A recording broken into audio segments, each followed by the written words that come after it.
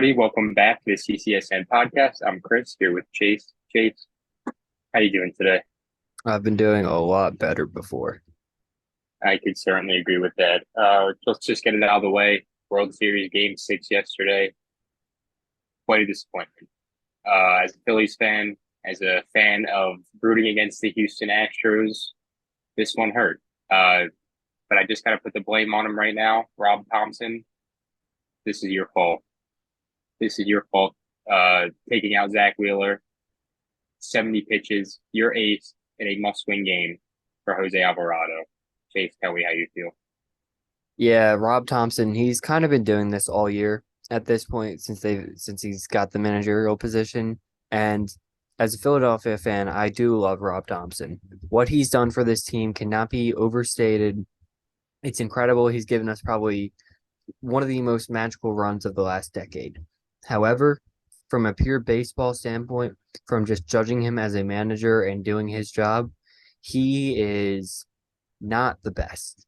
He is make with pitching specifically, he makes very questionable decisions. Pulling pitchers, I felt like pulling Aaron Nola before giving up a run for Jose Alvarado with the bases loaded with 70 pitches in the other game. That was a mistake. And pulling Wheeler today or yesterday, I should say, made no sense to me. That was very disappointing, and ultimately it cost them the game. Um, Rob Thompson has never heard the term in his life reverse splits. He doesn't understand that Jordan Alvarez does not hit worse against lefties. It does not matter if you're pulling in Jose Alvarado to pitch against him just because it's lefty-lefty. That's not Alvarez hits just as good against lefties, and we saw this happen in the Mariners series. That same mistake screwed them and cost them the series. So that really bit Rob Thompson in the ass. And as far as setting their lineup, he went with Sosa and Vierling today, which is just another time he's never heard of the term reverse splits because Bryson Stott's another one of those guys who has them. He's a lefty who hits better against lefties. And in the most pivotal game of the season, they take him out. Just take him out of the lineup. He's been so good as a rookie for them. They've relied on him in so many big moments to just take him out for a guy that you traded for midseason who gave you nothing on the game. It's upsetting. It is. It really is. My biggest takeaway from last night, if we're going to stick with this inning, Jordan Alvarez, as you said, he actually hits better against lefties when we're comparing lefties versus righty pitchers. Another thing I wanted to point out, as soon as this move happened, I knew this was the end of the game. Last time, same situation. Well, not same situation, man on Similar. first and third, but Jordan Alvarez for Jose Alvarado.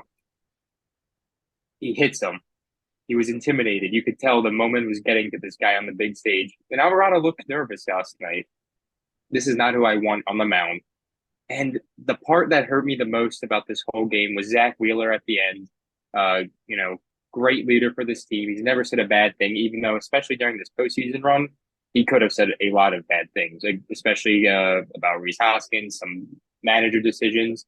But he said, I was honestly surprised I was taken out of this game. And, I listened to my manager, but, he wanted to say something else after that. Yeah, I wouldn't blame him if he did because it's the biggest game of his career. And to just get pulled for really no reason, he gave up a bloop hit. I mean, it was fairly hard hit, but it was a ground ball up the middle. Nobody scored. The guy that got on first, he was literally he stood on the plate so that he could get hit by the pitch. Like that wasn't a Wheeler mistake. He didn't let somebody get on the plate. He didn't have a command issue where he hit somebody. No, Maldonado stood his fucking fat ass on the plate and just tried to take a hit. And honestly, that frustrated me. The way that the Astros have done that multiple times during this postseason frustrates me. And I think there's a narrative going around on Twitter right now, or it started with Fox trying to push the narrative last night on the broadcast that this was amazing to see. Everybody enjoys this, right? This is magical. Guy, no, it wasn't. The MLB never did anything to allow fans to move on from the cheating scandal. Nobody feels like the Astros were punished enough, and obviously they weren't because they've been here the past 3 years. So it made it too easy for them to get back after doing what they did. So it's so hard to even feel like, okay, we took our loss. That is what it is. Like, no, you lost to the scummiest, like slimiest team imaginable. Like it hurts that extra bit because you can't even be like, oh, congrats to the other team. Because who the fuck wants to congratulate the Houston Astros after this? Yeah, the only guy on that team I feel good for is Dusty Baker. And but I gotta point out, Jeremy Pena, he was after all this stuff, We absolute love dog. Pena. Love Pena. He's so Pena's good. great. But the thing is, and there's a lot of guys on the Astros that have no involvement in any of that. But the problem is, the huge problem is that Manfred and the MLB did absolutely nothing to like get rid of this, to make it go be water under the bridge like everybody wants it to be. It's not water under the bridge because all they were punished was with a $5 million fine to their general manager, who is a or to their owner, who's a billionaire. So who cares?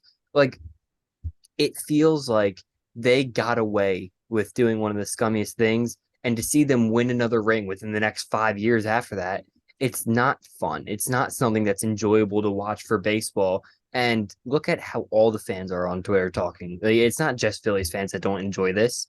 Like, it's not a fun World Series. I'm sorry. Unless you were from Houston, no one liked this outcome. Nobody was enjoying watching the celebration last night. And usually you have a player or two on the opposing team here. You're like, you know what? Good for them. Like, I feel good. Nope.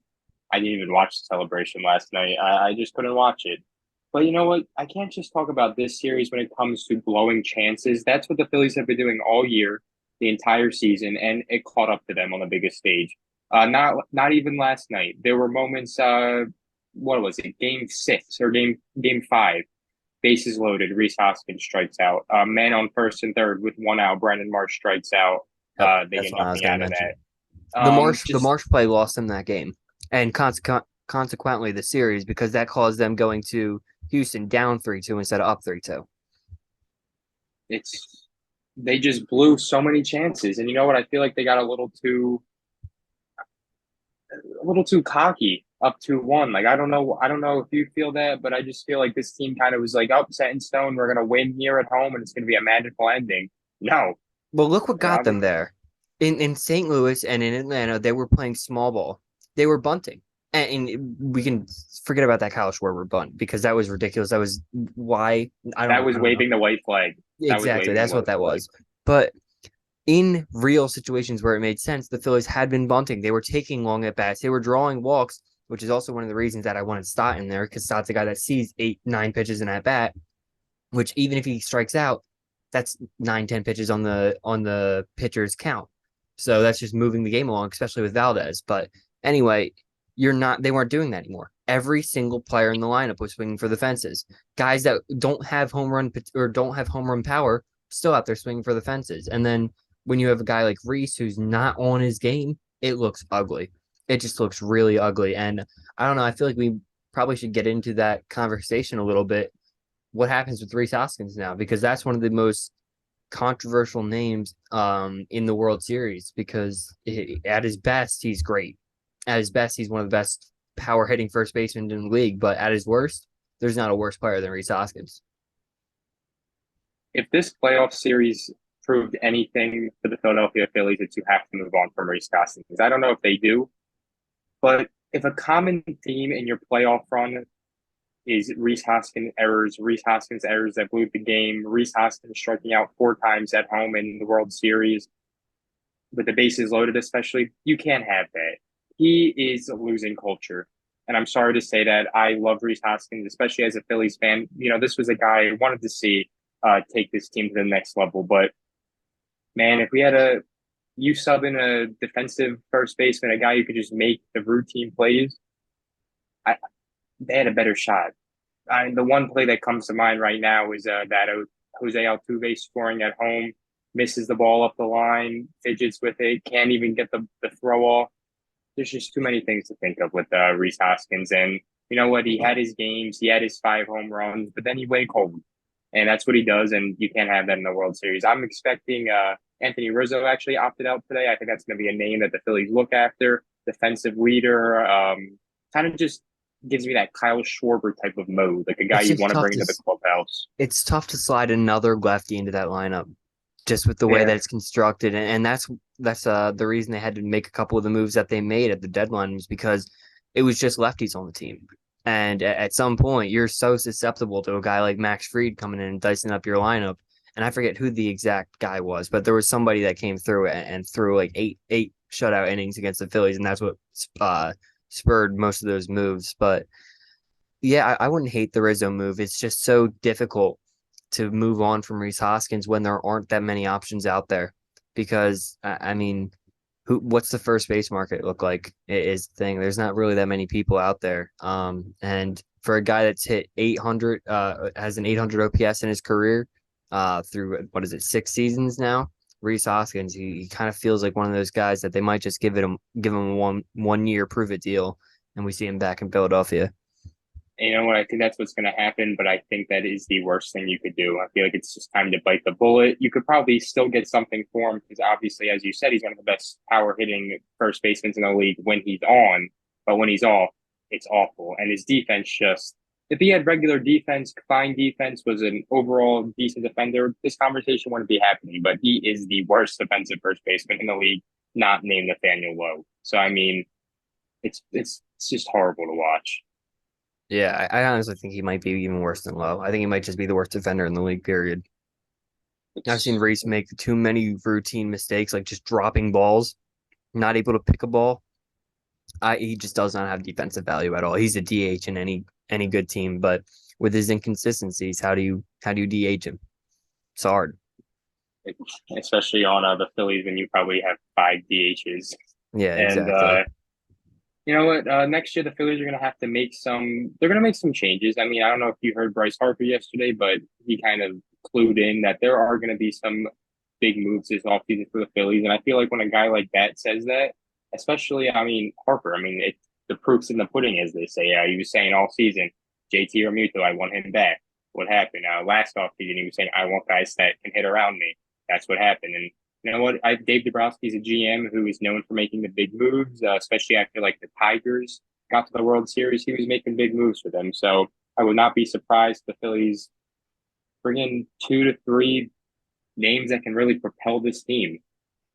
Yeah, guys to look out for: Trey Turner, Bogarts, and Correa. Even there's a couple guys out there that fill Trey some Turner big just makes needs. too much sense for I this think so team. too, but like we said this a couple times. He's a guy in line for 350 million dollars at shortstop.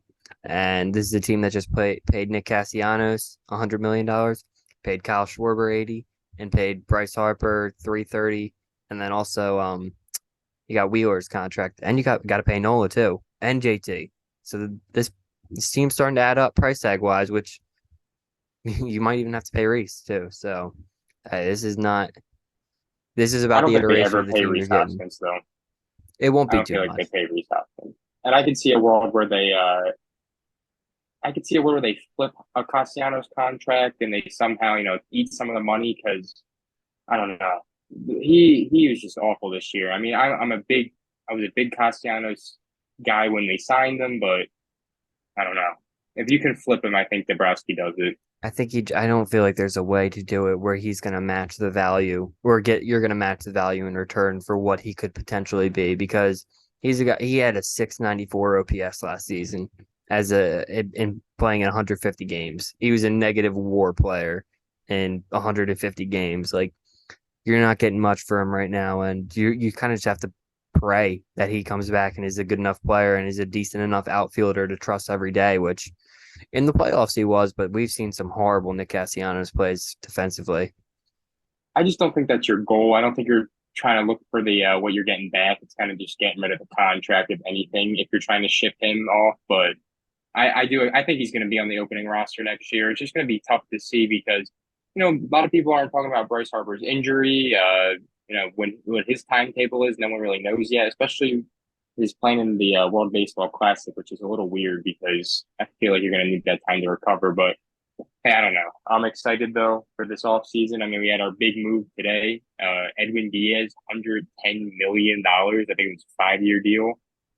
It's pretty crazy for a relief pitcher. I think that's an overpay, but it's the Mets. Steve Cohen's ready to pay these guys. I do think we got to talk about the other side of things real quick before we move on to the offseason, being the Houston Astros. And although I don't respect the way they got here and the organization themselves, they do have a lot of great players on that team that brought them here. And guys that I want to give some flowers to are Valdez, who I felt like he could have won the World Series MVP. I understand it going to Pena 100%, but man, two dominant performances from Valdez and one in the closeout game. That's impressive. And then you've also got Javier, who was a guy nobody wanted. Literally nobody wanted. The Astros were able to bring him in and turn him into a top tier pitcher, pull a almost no hitter. I mean, hey, that's impressive. And mostly just their whole pitching staff, except for, and I don't want to do this, but for one guy I don't really like out of that pitching staff is Montero. I feel like he's like their version of Alvarado, always like prone to blowing up. But look, they've got a ton of guys, so much talent. They've got 7 pitchers out there that I feel like you can have in any rotation and feel confident about. And then you've got Presley closing, who, man, just man. And Brian Abreu, he's got gas. Everybody on that team in that pitching rotation is incredible, and the bats on that team, hey, got to give it to them. Well, yeah, the Houston Astros are definitely in. I mean, it's no doubt, but the best position in baseball, maybe the second if you want to put the Dodgers in there. I mean, their best players are 25 and Jordan Alvarez and Jeremy Pena. You still have Alex Bregman, who I think is 29 years old, 28 years old, something around there. And then Jose Altuve is in the 30s right now, but he's still hitting, turns it up in the World Series. They're not going to be missing a lot of key pieces. I mean, Yuri Gurriel, I think he is off the team after that injury. He's off. They're still going to be in the market for a catcher, I think, but I mean, they got the pieces, man. Kyle Tucker's 25 years old. Their pitching staff, other than Justin Verlander, are all relatively pretty young. They just know what they're doing, and they're going to be dangerous for a very long time. I don't know that they're going to be dangerous for a super long time because so much of that's built around Alvarez. You need Alvarez to be that huge bat in the lineup because I think Bregman probably won't be a career Astro. I think he's going to get paid like big time money eventually. And I don't know that the Astros are going to be willing to completely pay him again, but I think Alvarez is a guy that he's already got the documented knee issues, and I don't see him being able to sustain it for a long time, especially if they continue to keep him in the field. He's a guy that needs to DH, or else he definitely can't play outfield. I don't know what they're doing with that. That kind of I find that very funny. He's very slow out there, but for right now it works, especially in that stadium. But they're gonna have to find an answer for that because his knees and his old man skills, I guess you want to call it, are something that you don't want to bet on long term as far as athleticism. Yeah, I think Jordan will just eventually switch over to the full time DH for that team. I mean, the Astros are just a team that knows how to bring in guys who can do their job, guys who can get on base. And, this team was so great this year because they knew how to hit when they needed to hit. I mean, that's what all baseball teams want to do. But, as we were talking about with the Phillies with small ball, the Astros are the king of that. They proved that this series. I mean, Jordan Alvarez hit that moonshot last night off of Alvarado, but the whole series they were killing them with small ball. Other than if you want to count Kyle Tucker's home run, but Jose Altuve, that first game off Zach Wheeler, small ball, small ball, small ball, and the Astros just know how to do that. They know how to bring guys in who know how to play that way, and it's pretty evident. I just think this team has at least one more ring left in them. We'll see. They've got, like you said, a few holes in that offense and in that lineup. Chas McCormick, I don't. He had a great series and a great playoff run, but I don't trust him as a long-term option. Right now, your first base position is just Trey Mancini, who he made that incredible, very, very, very lucky play that was drilled right into his glove, and that was a huge turning point. But Trey Mancini's not a guy I trust at first base. He's a free And agent. yeah, well, I feel like he's not going to have a big market. They'll probably bring him back considering there's not many options. But you also got to replace Maldonado as well and Vasquez because although he's a silver slugger, I don't think he's that great of a catcher at all, and I don't think that's breaking any news to anybody. But they do have 3 big positions that they have to replace, and those are not easy positions to replace: center field, first base, and catcher. Those guys don't just float around that often. So they've got a couple of things they need to fix, but those key pieces, the Pena, the Altuves, the Bregmans, the Tuckers, the Alvarez, those guys, they don't go away. And they're going to keep them in contention for a long time, coupled with that pitching staff. Exactly. I mean, the Astros always have been known to spend smartly in free agency. They know when to spend, not when to spend, and I think they'll make a few key moves this offseason. I mean, one big name that I could see going there and just filling the role at first base, Jose Abreu. I mean, just makes so much sense for that team. So There's a lot of rumors that he is going to the Cubs, like yeah, a lot of that. I've seen so many rumors that the Cubs are going to be these big spenders. Like I get it, but I don't know. Last offseason, they had the same rumors and they brought in Marcus Stroman, and it seemed like one of the worst contracts in baseball. So, you know what? The Cubs can bring in a Carlos Correa. And I mean, how many big moves does this team have to make in order to contend? I think they have to make a few more than bringing in a guy like Carlos Correa and Brandon Drury to really And spark pitching. interest for me. Exactly. They need a bullpen. They need two, maybe three starting pitchers. So, you know what? As a Cubs fan, it would be cool, I guess. And man, if I was an MLB player and I could go play at Wrigley Field 82 times a year, I'd do it. Yeah, So it'd be cool can't to play blame for them. Chicago. I can't blame them. But you know what? It's going to be a pretty cool off season. We have a lot of big names on the market. The first one just signed, Edwin Diaz, as I said. Um, I hate it's that going to be contract, fun by the though. way. Just I hate it for the Mets. I mean, I love yeah, it for Edwin Diaz. I'm sure he loves it too. $110 million, but for a closer, and especially a guy who is a two-pitch closer and has had some blow-ups in his past, it's not like this is Mariano Rivera that you're paying. This is Edwin Diaz, and I love what Edwin Diaz did last year. I was a guy out here pushing for him to have Cy Young votes as a closer. And yet I still don't think he's worth even close to $110 million. It's nowhere near that. yeah. He's it's 102 million for 5 years, $20 million, $20.4 million per year. I don't know, man. This just has that Craig Kimbrell type of contract ran all over it Exactly. for me. You know, he was like the best name. You pick him up, they're all excited, and the Red Sox did this, and then Red Sox fans ended up hating this guy because he sucked for a little while. He was great, and then he won him a World Series. So I mean, I guess you can't really hate him as a Red Sox fan, but he sucked for a good amount of time. Then he went to the Cubs, got that big 2 year deal. Was not good on the Cubs. Got traded to the White Sox, had a little bit of a resurgence, I guess. And then this year, he didn't even make the NLCS roster for the LA Dodgers after getting traded for AJ Parla. So I don't know. Reliever is such a volatile position in the MLB. Like it you can be so great and have such great stuff, which Edwin Diaz does, but one bad inning, one bad game, one anything can throw you off so much and just throw off the course of a year. And that is why you can't give a reliever that contract. In what world is there that starter pitching money? Like that is the kind of money that could have been allotted to a guy like Jacob DeGrom. Guys like that could have gotten that most of that contract. And then like you don't need Edwin Diaz on your roster. This is not a roster that just won the World Series. It's a roster that got bounced in the first round. Like there are other things that you have to do. You don't have to put so much money into retaining this exact form of the roster, especially for a reliever. I don't care if this is Mariano Rivera. It's such an easy position to replace at the end of the day. It's got to be the easiest position in baseball because it's one guy. It's one closer to pitch 60 innings a year. And like I know there's maybe only 10 guys that you really trust, but those other nine guys aren't getting paid $20.4 million a year. There's only one that is.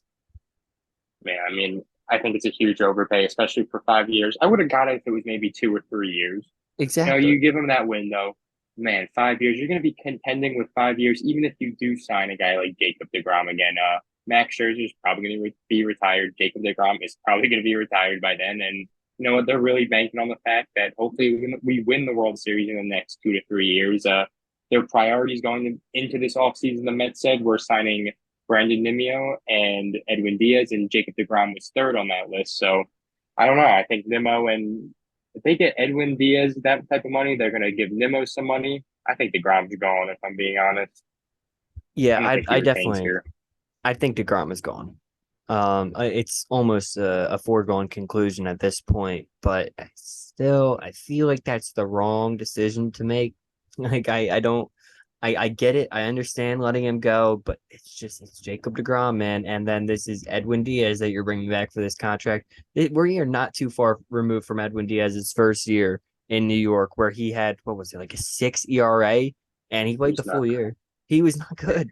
good. I mean, and what the play that comes to mind instantly is the pointing up to the the home run from Harper and saying fly ball. Like there's and that's kind of how I imagine Edwin Diaz. That's what I think about with him. He's a guy that's in his career been susceptible to giving up home runs, and I don't trust that as a closer. So, hey, good on him. $100 million to pitch 60 innings a year. Can't hate the guy. But Oh no. I for the mean, his stats Mets, this year were they were video game crazy. numbers, but it's it still makes no sense. I mean, yes, you probably have the best closer in baseball right now, or at least top three. But okay, who else is in your bullpen? Because that is what killed the Mets this entire playoff series. I mean, yeah, go ahead and bring back Seth Lugo and whoever David Peterson if you want. See how Mets fans feel about that. So, if the Mets put out the kind of the same roster as they did last year, an aging roster at that too, I don't see them as anything. Like, if you want to spend $100 million on the bullpen, don't spend it on one guy. Go load up your bullpen. Go out in free agency and just sign all the top names if you want to spend $100 million. I wouldn't do it, but if you want to, that's fine. But look, Edwin Diaz, great season last year, not worth the contract. That's all it is. I mean, when it comes, as you just said, when it comes to being an MLB GM, why doesn't everybody try to take the same approach as the Houston Astros? I mean, look at that bullpen. You put in guys like Montero, who didn't really have a great track record. Hector Neris, who had a good second half of last year in the seventh when he was moved to a middle relief guy. You bring in Ryan Hesley 3 years ago at the trade deadline, make him who he really is. I mean, the Astros just know how to build a fantastic bullpen by making these little moves, and you have the Mets on the other hand that were just like, oh, great season, $102 million for a closer. So that's the difference between a winning club and a team that kind of wants to give the resemblance that they're a winning club, in my opinion. So, That's a good point. Resembling a winning club. That's how I feel like the Mets operate right now. I mean, man, this is the last thing I want to say about the Mets because I don't really want to talk about them that much anymore right now. But as a Phillies fan, you go on Twitter after your team loses the World Series. There are always the people who clown you. There are always the people who make the jokes, which, you know what, I'd be doing the same thing. But Mets fans, they're acting like they just won the World Series because the Phillies lost. I mean, you see Braves fans out there. You see the 10 Miami Marlins fans out there, the 6 Washington Nationals fans. They're like, you know what, good run, guys, good run. And the Mets fans, what happened? Doing the whole thing. You're like, you got bounced in the first round and won 100 games. Like, are you are you still talking? So I don't know. It's New York They fans. are they are just something else. That is They're, just New York fans, man. I mean, the Knicks fans after Trey Young, the whole Trey Young thing where they lost in the Garden, and still the next year we're coming back and saying like, "Oh, Trey Young, we kicked your ass first game of the season. Who are you? Like Trey Young, what happened?" No, bro. You're like this that you're not there. You're not at the point where you get to make those jokes. But it's just the New York fan base is the most obnoxious sports fan base in all of sports. And I don't care. I'll say that all the time because the Yankees fans, the Mets fans, the Giants fans, all the New York sports fans have always been just toxic. They are the epitome of the worst sports fans. And I'm sorry, guys. Probably losing a couple fans on that one, but hey, it's the truth. They're just and you like, know what? You got to take that with a little bit of pride as a New York fan. When your team wins one eventually, they're going to be rubbing it in all in over social media. So, I mean, yeah, a but lot of them run. the thing is, it's been when New York wins. When's the last time a New York team's won anything, dude? Like Oh, they yeah. talk so much like they win every year because they're New York. I can't tell you when's the last time New York City's had a parade. It hasn't been for a long time. 2009, I think it was. Or no, 2010. 2010. Yeah. Hmm. So, But it's been a very long time. that still, yeah. I don't know. I do have too much else for the MLB here. The off Not season's right coming up. now. We'll be discussing that a little more into detail later on. I need to heal before Yeah, I get there's deep been this has into been a that. tough one. We had to push ourselves through this one. I hope you guys know that this is painful. Yeah, it's not fun talking about the Phillies losing the World Series, but it's what you have to do. Anyway, let's move on to the NFL. We're sitting here. It's 5:20. We had a pretty interesting first set of games, if I say so myself. I mean, the Packers, man, it is a joke. I'll take This Pineapple is on the Packers. they're such a joke. This offense is awful. Could the red zone? The Lions' red zone defense looked like the best red zone defense in football. And then we got little Wayne tween. Aaron Rodgers should have been kicked to the curb before this season started. Aaron Rodgers is probably gonna like mid-season retire for like 2 weeks and then be like, "I was kidding. Like I'm back." And like I don't know if you were watching, but the first drive, through that dot, Romeo Yep. Dobbs looked all excited, clapping He his was hands. good. Aaron Yeah, Rodgers played a very good game today. It's just, dude, that Packers and like you see all these clips of him just blowing up on the sideline, just throwing the phone into the thing, like screaming at people. And man, I get it. Look at how he's playing. He is still so good. And that offense, he's throwing to like Kamoko Toure. I, dude, I he's like throwing the to David Bakhtiari on a Yes, fourth I was getting down. to that one. David Bakhtiari on fourth down in the red zone. That is ridiculous. And like, has David Bakhtiari ever run a route in his life? Probably not. And it's just like the coaching staff is they're going through the same. They've been using the same system that they used for the past few years, but the difference is they don't have the talent and the weapons that they had before, namely Devonte Adams. But that doesn't exclude MVS, and that doesn't exclude Lazard, who's been out for a few games. He played today, and he played fairly well. But they don't have the weapons for Aaron Rodgers. He's throwing to guys that are not getting any separation, not an inch of separation. And they're still good throws, but the margin for error there just becomes so much lower. Like the throw to Alan Lazard, the fourth down conversion that got called back, it's a perfect throw and it's a great play. But those are the kind of thing like Devonte Adams makes that play. He doesn't drop that coming down to the ground. Like, and that's the kind of thing that's happened time and time again with this team. Rodgers keeps saying it. Mental mistakes. Like they used to average like his words. They used to average like 6 mental mistakes a week. Now they make like 7, 8, 9, 10 a drive. Like there's so many drops, so many poor routes run. The last play of the game, Sammy Watkins took outside release and he had the back corner of the end zone open. Rodgers saw that the free safety was shaded in, and Watkins should have released outside, kept the outside release, stayed outside, and went right to the corner of the end zone. Instead, what happened was he got caught up after he made the initial release. He cut back inside and tried to take inside leverage and get it inside. But the problem is the free safety sees that and comes right back over. Rodgers has no window to throw it. Had he just broken outside, which is where Rodgers did end up throwing the ball, there's a much better chance of a completion. Even though he probably would have been completely blanketed, there's at least a chance there. And those tiny mental errors that just happen time and time again with this team is what's holding them back. Yeah, they're done. I really think there's no coming back from losing to the 1-5 Detroit Lions. I mean, we saw the rumors on Twitter that they offered the first round pick for DJ Moore, they offered the second round pick for Chase Claypool, and whoever else was in their rumors, but they didn't get anything done. That's obviously what they needed. They needed weapons for Aaron Rodgers to be good, not be good, to utilize, to have somebody actually utilize, and they don't. And it's going to take an off season to fix this. I think there's no coming back from this right now with the Green Bay Packers. It feels like the teams around the NFL are not willing to let the Packers come back for this. Like the Panthers should have taken that first round pick for DJ Moore. That makes sense. The Packers offered the same offer to the Steelers for Claypool, and they got denied. Like the Packers waited too long to start trying to make these moves, and now the NFL is just like they're stonewalling them. They're not letting them in and letting them make these moves, and you don't have too much longer with Aaron Rodgers. The dude's 38 right now. I think he might even be older than that.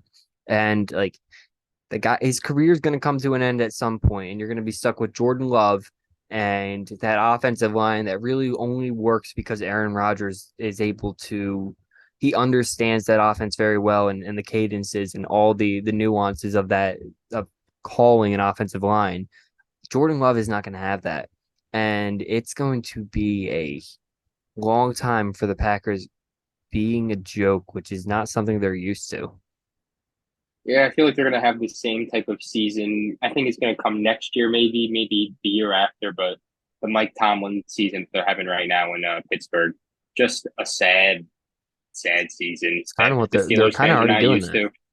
Yeah, I guess you could say so, but The difference is Ben Roethlisberger is not there anymore. They had a couple of those sad seasons with Ben, where Ben started to, he's not that good. Which obviously Aaron Rodgers is much better than Ben Roethlisberger, but that's kind of the franchise quarterback that's been there for as long as I've been watching football. So yeah, I see where you're coming from with that, where they could end up having these seasons where they're starting guys like Mitch Trubisky at quarterback. So it's gonna be a weird sight to see the Green Bay Packers kind of on that looking for. I don't know. I could see him looking for a quarterback soon in the next couple of drafts if they don't really like Jordan Love. I think they're going to go with Love first, but I don't know. I don't even know what Aaron Rodgers is going to do after this season. So it's all up in the air right now in Green Bay. I think, especially after this loss, I feel like they're kind of just sitting in that locker room like that's the season. yeah, That was it. and on that same note, AJ Dillon, a guy that I had been, I mean, if for fantasy more, I thought he was going to be a good option because I understood they had no weapons and that he was going to be Sucks. a focal point. But no, dude, he sucks. Like, it's not even that he's just not a good in fantasy. He is not a good running back. He had 2 tries from the 1 yard line against the Lions to push it in, and he just looked hesitant behind the line. He is like the biggest, most muscular guy in the league outside of running back in the league outside of Derrick Henry, and yet he plays soft and he just runs soft. So I hate the stigma. I feel like it's kind of stupid, but he's one of those guys that just I saw the tweet, phase Dylan, because he's one of those guys that just plays Call of Duty all the time.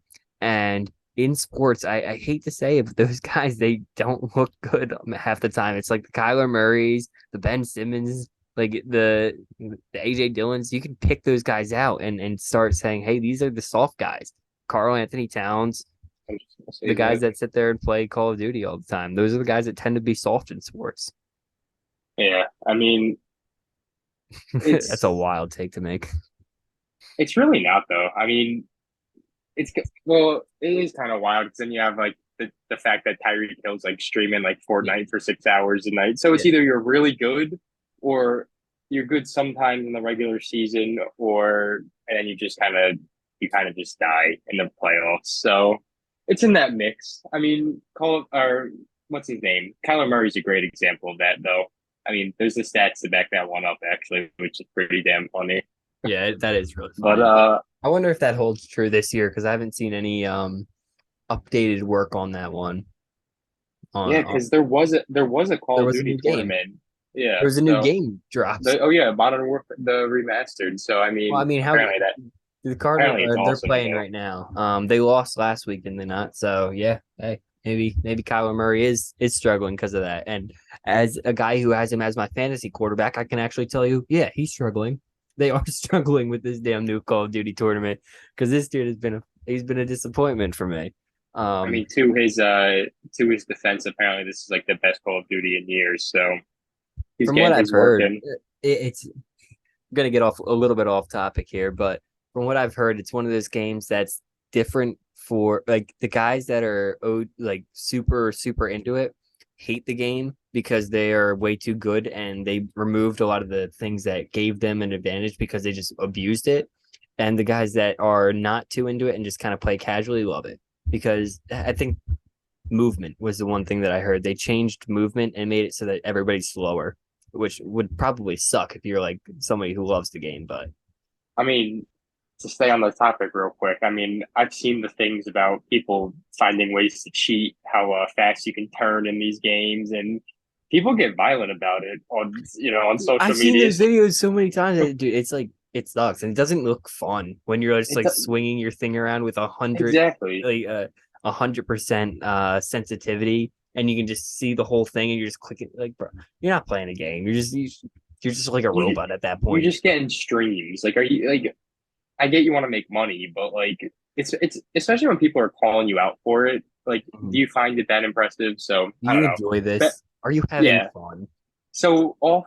So to back off the esports, that's actually another segment that we're going to start covering. A lot of esports. No, it's not. Um, yeah. So I mean, I guess if you want to turn back a little bit to the Arizona Cardinals, I mean, I don't know what the score is right now. Let me take a look because whenever I have the TV on, it just glares in my face and I look like a ghost. So I'm just gonna look real quick. It's 10-7 Seattle. End of the first half. I don't know. This Arizona team, man, they're just another one of those joke teams to me. Cliff Kingsbury should be fired after this season, in my opinion. Apparently, they had offers for DeAndre Hopkins at the trade deadline, and I don't know. What do you think? What do you think those offers were? Like, what do you think the max offer they got for him was? I think it had to be the Packers offering it first because they were so active for wide receivers that like if DeAndre Hopkins had been available, they would have been all over that. I feel like his value will probably this will start happening again in the offseason. We're gonna hear it again because I think they missed the playoffs. They'd have to fill in a wild card spot. They're not gonna win the division. And with the current state of the team and how they're playing right now, how Kyler Murray himself is playing, I don't see them getting there. So there's going to have to be some moves made. And after spending assets, a first round pick to bring in Hollywood Brown, maybe they might be willing to look up to move on from DeAndre Hopkins. But it really depends how they perform in the back half of the season. Um, but if he ends up getting on the trade block this market, geez, trade market this off season. I don't know why I screwed that up. I think it's going to be a huge deal for him because it will not be the same deal that it was for getting him from the Houston Texans, which was ridiculous. Second Ridiculous. round pick of David Johnson. All right. Um, but That they were was just the Texans were playing fantasy, dude. insane. Yeah. They were playing fantasy. They were playing dynasty. They were trying to get a future pick and a guy that they thought was going to be a running back for the future. But hey, that's Bill O'Brien for you. But I don't see where it's going with the Cardinals. And if they have offers for DeAndre Hopkins, it could be worth it to take them. I mean, just to get off topic a little bit, not really off topic, but talking about that trade, I I remember when that trade happened, I was kind of like, wow, this is a very weird. The Cardinals won, like that's what I was thinking. But now you see Chase Claypool getting traded for a second round pick. People, nulling around, throwing out a first round pick for Chase Claypool, who, coming into this offseason was kind of like a meme on social media a lot. Like I thought he was always a pretty good player, but wasn't getting used right. But it's just crazy, man, like how bad that Houston Texans franchise was for a while. I mean, they dumped a lot of those pieces that were internally in there, but it's crazy. I mean, if D Hop is traded this offseason, as you said, I think it's going to be for a big offer. And I think that Green Bay should literally give everything they have if that is made available. Like, make the man Aaron Rodgers happy at least for like 20 minutes. Get this guy a wide receiver, get this guy a superstar. I mean, look around the NFL. Wide receiver is the most valuable position. The Packers are a good example of that. The Dolphins are a good example of that. The Eagles are a good example of that. The Bills are good. Everybody, the Bears are a good example of that. It's so obvious how important wide receivers are, and kudos to PFF because they've been saying this for years that wide receiver is the most valuable position. The Bengals are another one that it's very obvious with, but a guy like DeAndre Hopkins in one of the most valuable positions and one of the most valuable players, that is worth so much. And the reason why I think that he didn't go for so much, partially because I don't think most teams knew that he was even on the trade block originally with in Houston. But the NFL's mindset has changed a bit over these past few years, and they're starting to understand the value of wide receivers. These wide receiver contracts are skyrocketing through the roof, not because the wide receivers are demanding it or the wide receivers are have such great agents. Their agents are so much better than everybody else, but because that position is really so much more valuable than people thought at first. It's having good wide receivers creates a whole new level to your offense. It opens up the deep half of the field. And the best way to describe or to show that is with the Dolphins. You don't even need a good quarterback to hit explosive plays. because the one play that comes to mind from today, Tyreek Hill he burnt the top of the defense so bad, was wide open in the end zone on a corner route, and Tua Tagovailoa underthrew it by like 5 yards, and it didn't matter because Tyreek Hill had beat them so bad already that the defender's back was turned. He just drew PI, and that with the way the NFL rules work, PI and defensive PI is probably the most overpowered play in football, and having a good wide receiver, it just makes you like draw those so often. And I mean, just like Jalen Waddle does it all the time. Anybody with Carson Wentz at quarterback does it all the time because he just underthrows deep balls like consistently. There's just so many different guys that are great at that, and it opens up so much for your offense. I mean, as you said, over the past couple of years, it's become so much more recognizable how important it is to have, good wide receivers, especially with, teams like the Bengals and the Packers, especially this year, seeing, wow, it really is important. It's funny how it went from, you want the franchise running back, the guy you could just hand it off to him every single play and let's see how many years we can get out of him. And then NFL teams started to realize, oh, we could probably get, if we're lucky, 3 prime years out of this guy. Now the switch is kind of flipped, especially in Miami now. I think it's the prime example of that. You go all in with this wide receiver duo of Tyreek Hill and Jalen Waddle, and they look absolutely ridiculous every single game. I mean, it seems like every game you're seeing this duo lights up the secondary again. I mean, today again, Tyreek Hill, 125 yards, I think it was in a touchdown. Jalen Waddle, 80 yards in a touchdown. Tua did play good. He did had some, as you said, he underthrows a lot of balls. But I mean, he looks better. He has looked better. I have to give that to him. And man, he's No, looked better. no, he has not. You, Tua has he's looked looked. exactly like he has his entire career. He just has better weapons around him. He looks the exact same. Like until he can throw a deep ball and until he can open up that part of the field for them, he will not be a different quarterback. Like Emmanuel Acho on Twitter. This is just getting ridiculous to me. The debates of him over Justin Herbert they're blowing my mind. He does not have the physical tools to be an NFL consistent quarterback. He is at best. What other quarterback can you say in the league that started for a long period of time that can't throw a deep ball? I mean, even Drew Brees was able to do it at one point in his career. Tua Tagovailoa does not have the ability to put a ball past 30 yards down the field. He genuinely cannot do it. It's not like, oh, well, it just flutters a bit or it's off target. The ball can't go past 30 yards. That it Uh, amazes me. I think too is I've always said it. I think his arm talent is the one thing that is going to get the best in his whole career. But he looks smart out there. I mean, I feel like he knows where he's going with the ball, and he's a good game manager. And if you give him the great weapons, which Miami made their priority this offseason, it could benefit you. I mean, they're 6-3 right now, and that offense was the reason they won the game today. It was not the defense. The defense looked horrible, even after their big trade this past week. You got to give him his Terrible flowers. trade. I think it was an overpay, but Terrible overpay. And you got to it pay was, him money too, like big money. they paid him already. Yeah, I know. Six So years, I mean, yeah, 120. It's ridiculous. but I don't know. It was, I guess that was their move. I mean, I don't know. But going back to Tua, I think if you give this guy the weapons, he can be a decent. I don't want to use Madden terms, but like an 85 overall game general. And I feel like that's what he's kind of playing at right now. Do I think he's better than Justin Herbert? No, not at all. And if you do, you're kind of just stupid. That's really the only thing you got to say about that. But I think Tua has made improvements. Not with his deep ball accuracy, but just his play on the field and overall.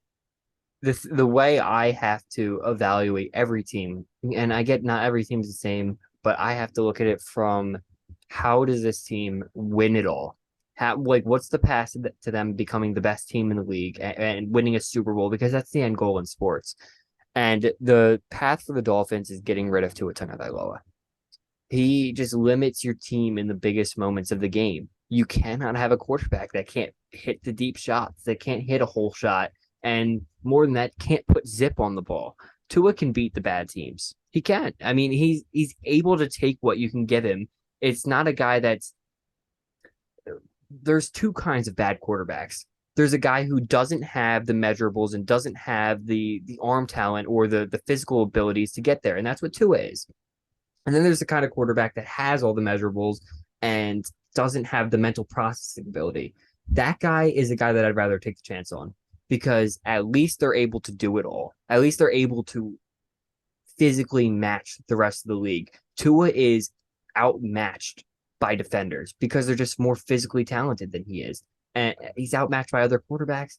And it just, he's played for a long time. He's smart. He's able to read a field, but there's just sometimes you can read a field perfectly, but if you can't hit the guy down the field, what does it matter? And that's just how I feel about Tua. Okay, well, I respect it. Anyway, what other what other big games were today? I mean, right now we're kind of missing the big one. LA versus Tampa Bay. I mean, it's 7-3 right now. Oh, that's a LA, great game. Maybe if this was last year, this is like uh, that's the farthest thing from a big game.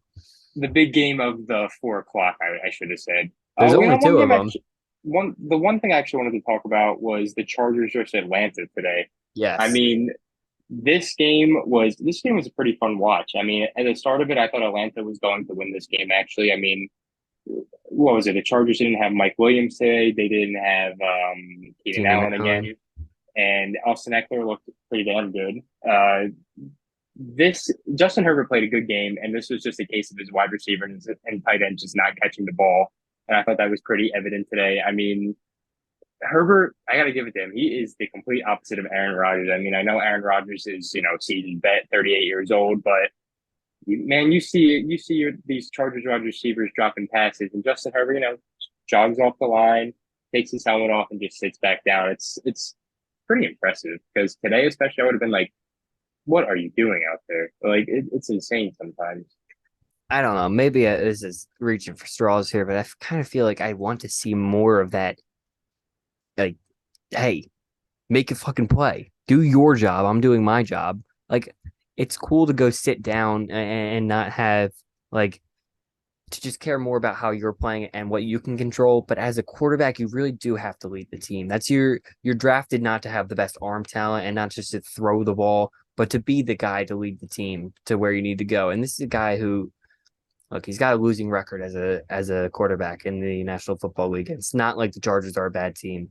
They have had a very good roster surrounding him his entire career, and their defense has not been anything special. But look, you gotta win, and there's at some point where Justin Herbert has to take that extra step and go ahead and go onto the sidelines and say, "Hey, fucking step up because I'm doing my job out here. I need you to do your job." And I've never seen that from him. He's a reserved, laid back kind of guy, kind of like an Andrew Luck, and that was something that a lot of people said with Luck too. Um, Difference with him was I felt that he was more willing to go out there and lay his body on the line and Oh yeah, that 100%. people were willing to take that extra step for Luck without him saying anything because he was willing to do that. He was the guy out there making that play when it needed to happen, and it was just something that drew people in. People were like enamored with Andrew Luck, especially Colts players. Like listen to how Colts players talk about him. Herbert, it's taking a little bit longer because he doesn't like he fades away from the throws. He's not really that guy that's going to step into a guy rushing in the pocket and take the hit. And that's something that his teammates see that. I see it at home. I'm sure his teammates see it. So a couple things I need to see from Herbert to take that next step. But look, talent wise, there's nobody with the arm talent like him. There's just not. He's one of those Mahomes Allen level arm talents. 100%. I mean, I do agree. When you're the starting quarterback for your team, you want to see a little bit more of not. You don't really have to, get in their face, but tell No, them, step up your shit. Step up your shit. I'm giving you the ball. I'm delivering it in the place that it has to be, and do your part. Basically, you don't have to cause a scene. You don't have to, be on those clips on ESPN where they show that weird emoji where like the eyes are all popped down or like yeah. tension in LA.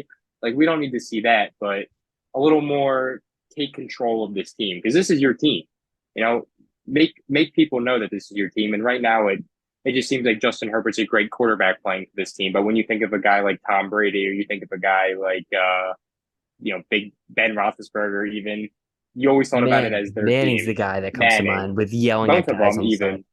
Yeah. Well, when it comes to yelling, but just being the leader of this team. Like when you thought Hmm. New York Giants, you thought Eli Manning, or when you thought Colts at first originally, even with the Broncos for his run, you thought Peyton Manning first. And with the Chargers, you're like, oh yeah, Justin Herbert plays for them. He's a great quarterback, but you're not like that's That's Justin his Herbert's team. team. Yes. I mean, And like that's the standard we've got to hold him to. And that's the standard that it makes sense to because he's one of those guys that has the potential to fill that out. And I feel like exactly. too many people just gave him that title already. Like, oh yeah, Justin Herbert, he's done it. He's Andrew Luck, he's Peyton Manning, he's Tom Brady, he's all this, he's all that. Gotta win games. You do. That it's the NFL. You do have to win games. And moving back a little bit, this is the difference between him and Tua. Tua, it's never going to be his team, and he knows that the bar for him is not taking over the team and being the team leader. It's being a capable quarterback, being an okay quarterback, and that doesn't last in the NFL. Any guy that's ever had the bar of being an okay quarterback, Baker Mayfield, Sam Darnold, Zach Wilson right now, Mitch Trubisky, um, Mason Rudolph was one. There's a couple of guys, not just a couple. There's a million guys that have had the bar of being okay, and they might show you flashes for a few games, and they'll definitely show you flashes when you surround them with Tyreek Hill, Jalen Waddle, and Teron Armstead at left tackle. But they won't be the guy that takes over and takes control of the team. And at quarterback, you're always looking for that guy. Till you get him, you're not winning a Super Bowl, and you got to try to upgrade, unless it's Nick I, Foles, which I think the only way that the Dolphins move on from Tua this offseason is if Lamar Jackson becomes available. they're not Otherwise, moving on from him. He's going to finish with like 5,000 yards and 30 touchdowns. He's going to have well, crazy numbers. I don't know. I think if there's a way you can get Lamar Jackson, you figure that out. But I think that is the only way that Tua is not a Dolphin next year. But we'll see. I think Tua, as I said, I think his game manager skills can take him as far as Tyreek Hill and Jalen Waddle can stay healthy. I mean, he has the best weapon in the league. They did that on purpose. But Then if you again, want to talk about if their defense allows like the 30 points to Justin Fields and the Bears, they might have to get some more from Tua. yeah, I guess. I mean, hey, he had over 300 yards today and 3 touchdowns. I feel like he did his part today. But man, look at that Bears defense. They got rid of Roquan Smith and Robert Quinn in the same week. That's like all time tanking from a defense. I couldn't name you the majority of their defensive players. Their pass rush is literally who is rushing off the edge? Is it Leonard Floyd? Is he still there? Or is he no, is he's in LA. It's been a minute since Leonard Floyd's been there. I don't know who they have rushing off the edge, and that's hilarious because I feel like I could tell you most teams starting defensive line, but I just don't know who they have rushing anymore. So yeah, that's kind of the way their defense is right now. Yeah, but I mean, hey, as I said, he did his part. He did what he had to do to win, and I feel like I blame the Miami defense more on this game than I'd put anything on the offense. Anyway, I wanted to move on to a different game, which I thought was just kind of an hilarious game, the Panthers versus the Bengals game. Joe Mixon, 5 touchdowns, sitting on my fantasy team, having a great night. And we were talking about the importance of the wide receiver position, and Joe Mixon might have changed the narrative today. He looked incredible. I'm kidding, but he looked incredible. Had I think it was 2 receiving touchdowns, three. The man looked insane. His rushing touchdowns are impressive, and the Bengals needed this win. I mean, they It's really the did. ultimate get right game. Yeah, they needed this win. I mean, it was kind of funny though. Carolina today opted to go with PJ Walker to start the game. Looked terrible. I think he had 35 yards in the first half, if I'm not wrong. Then they switched to Baker Mayfield and actually had 2 touchdowns. No, I mean, yes, it was against the Bengals, probably like third team out there, but it's kind of just something to look at. I mean, you definitely move on with Baker for the rest of the season, like at this point. Well, yeah, you got to move on with Baker, but I don't think it really matters. They're tanking so obviously. It's bad. But hey, I can't blame them. that's what you fire your head coach, and Matt Rule left the most disgusting fingerprints on this team. Their whole roster is just like his former favorite college players that he used to like coach in college, and they weren't good, and that's just the way the whole team is built. Yet Yetur Matos, however you say his name. When I was watching that game, I noticed that guy just getting bullied on the defensive line. Like he was just terrible. Every play that Joe Mixon scored, they were just going right at Matos. They were just like, "Yep, that guy's not an NFL player. Run him over." And their offensive line, the Bengals' offensive line, looked dominant today. And the Bengals have the worst offensive line in the league.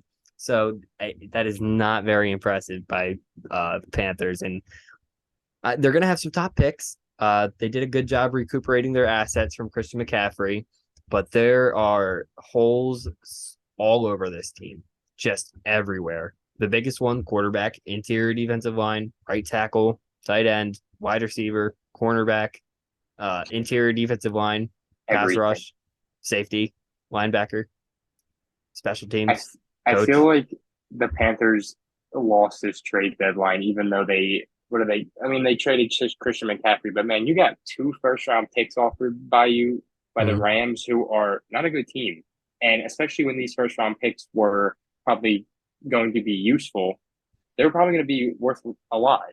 And you just gave that up. I mean, Brian Burns is not worth two first round picks, in my opinion.